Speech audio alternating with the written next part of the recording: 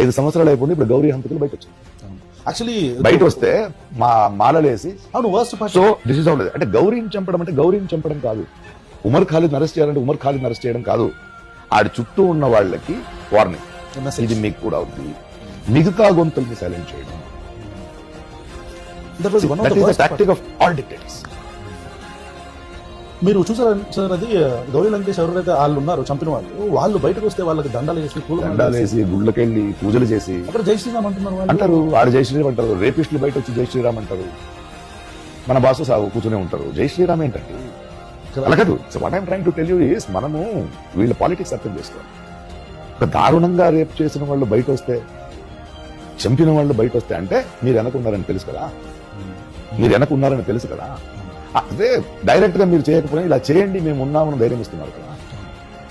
Your ఎంబోల్డనింగ్ those people కదా. ఈ politics మనం అర్థం.